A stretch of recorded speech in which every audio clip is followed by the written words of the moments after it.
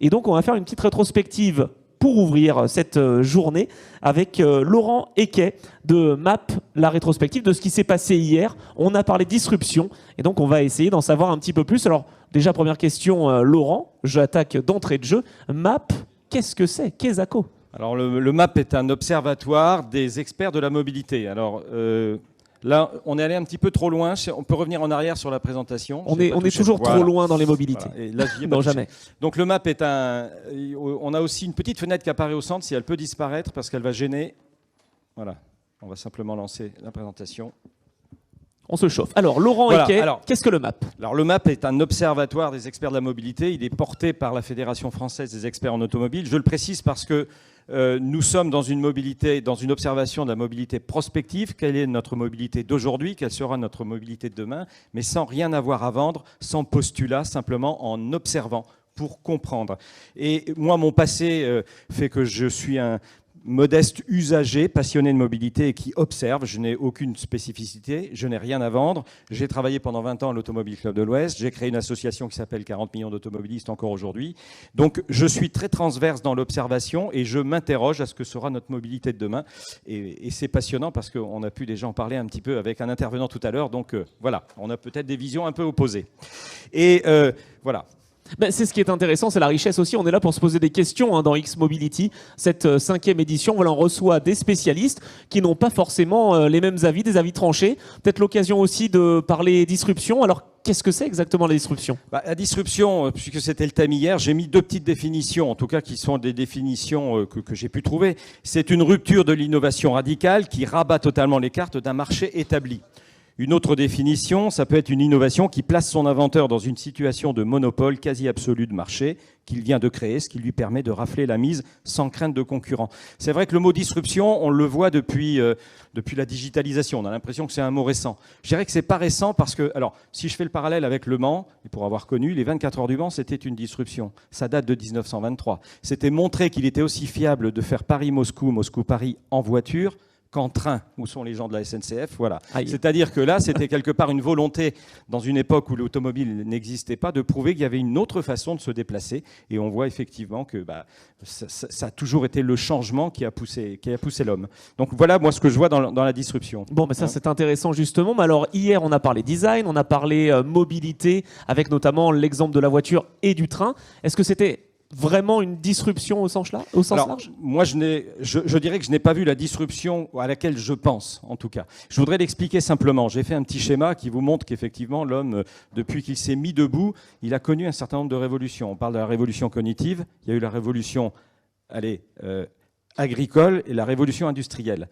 Mais il y en a une autre qui est la révolution de l'automobile. Parce que pendant un siècle, effectivement, on a eu une mobilité qui a énormément évolué et on voit bien que ça a changé notre façon de vivre, ça a changé nos relations, ça a changé notre économie. On a bougé de façon autonome avec une maîtrise individuelle. Alors là, j'ai un petit schéma rapide qui amène jusqu'au smartphone, c'est-à-dire la voiture connectée aujourd'hui, tous les enjeux du véhicule, on voit cette évolution.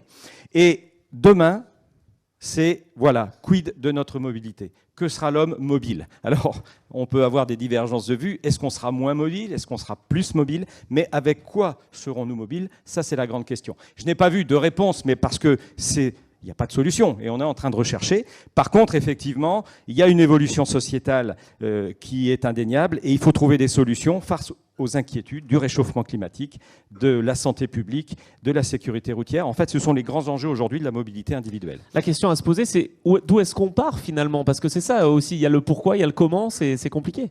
Alors, compliqué, c'est de trouver des solutions. Alors, hier, il y a eu de la disruption, et maintenant, voilà, on nous a présenté plusieurs points. Alors, on a eu effectivement Michel Walid qui nous a parlé Free Car Project, penser la conception de la voiture d'une façon totalement différente. Alors, j'ai pris quelques petites notes, j'ai essayé d'être attentif, et je suis désolé parce qu'effectivement, comme c'est sensible, Ah bah oui, c'est compliqué avec Voilà, le faire pad. un petit équilibre.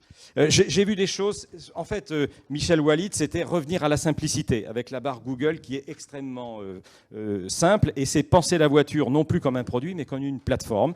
La voiture populaire, moins chère, accessible à tout le monde, et une voiture qui soit, bien sûr, pour ceux qui la fabriquent, plus profitable, 10 fois plus profitable, mais plus durable, plus légère. Alors, est-ce que c'est une forme d'uniformité? Mais on voit bien que la pensée du designer est de dire aujourd'hui, revoyons complètement la façon de concevoir l'automobile. Partons d'une feuille blanche. C'était adapté aussi, c'est ce que Michael nous a précisé hier, adapté à chaque utilisateur justement, puisque ça partait un petit peu du parallèle entre la voiture et le smartphone, ce que tu viens d'expliquer. Voilà. Alors en même temps, vous avez effectivement les dessins qui avaient été faits par le mind mapping en direct. Oui, Geoffroy, notre facilitateur graphique, je le précise à nouveau, voilà, à chaque fois, c'est très intéressant d'avoir cette vision après chaque conférence. Et un exercice, un petit résumé. C'est pas facile, hein.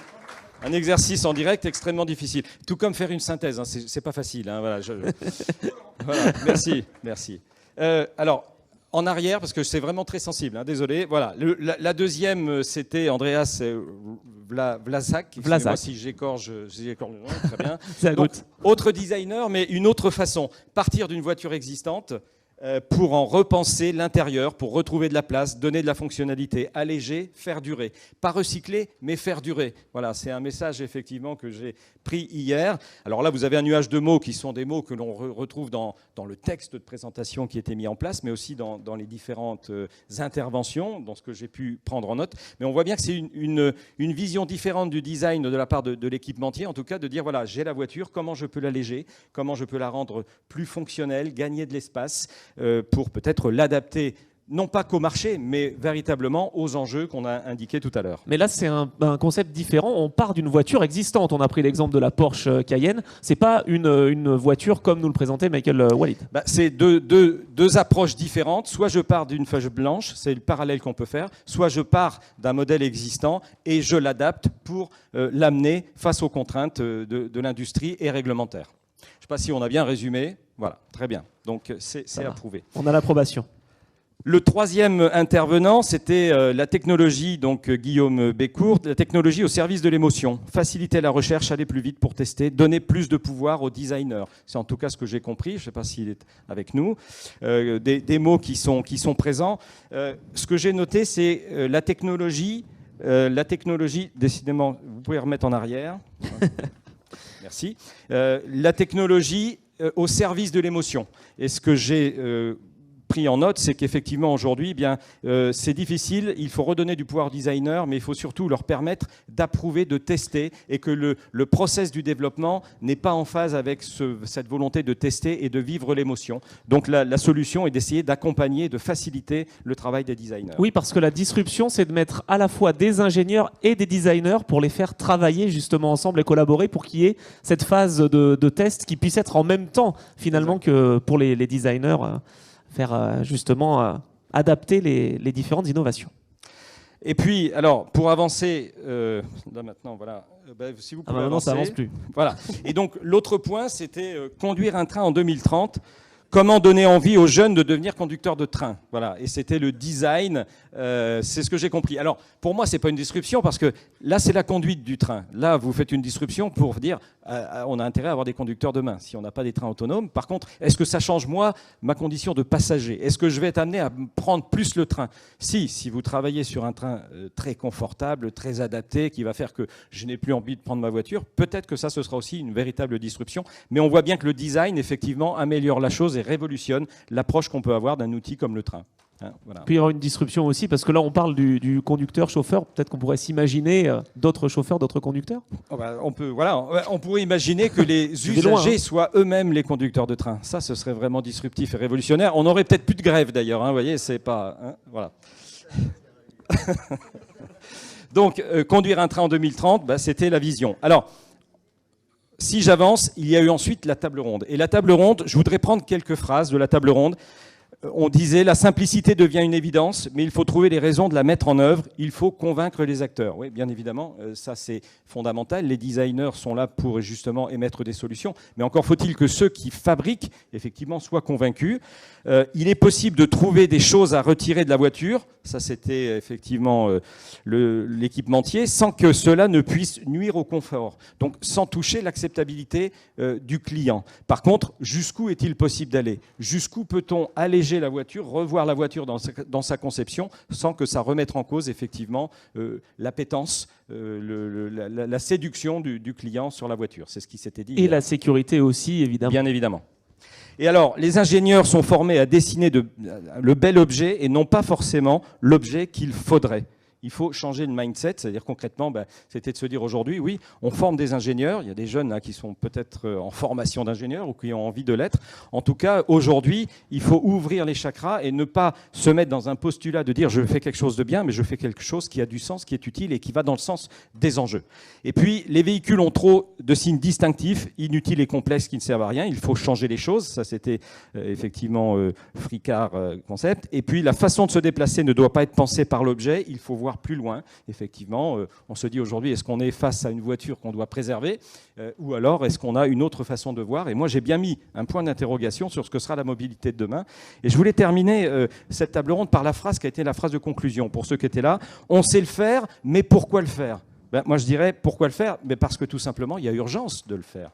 Il y a urgence parce qu'il faut préserver, on en discutera, la mobilité individuelle et autonome des citoyens en proposant en tout cas des solutions qui soient adaptées aux enjeux environnementaux, sécuritaires et de santé publique. Et ça, c'est quelque chose qui est effectivement très compliqué. Et j'ai l'impression aujourd'hui en tout cas, pour observer, pour être en lien avec la filière de la fabrication ou de la prévente, qu'il y a une forme de déni sur ces enjeux, sur l'importance de ces enjeux, et sur les grosses remises en cause, ne serait-ce que des solutions énergétiques de nos véhicules, et par exemple la fin du moteur thermique qui est quand même programmée, qui est actée.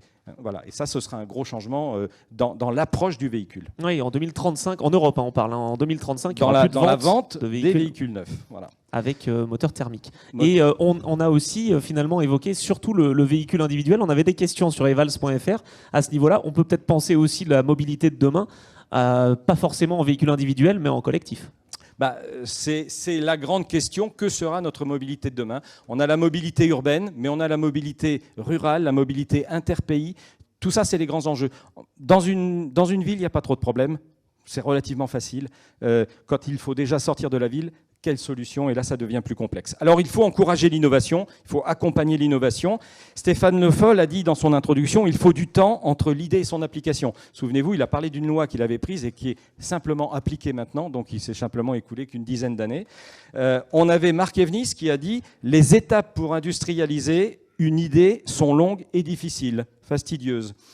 Il y avait aussi Guillaume Bécourt, je reviens sur son intervention, et qui parle d'un cycle de développement d'une technologie qui n'est pas compatible avec le test et l'émotion.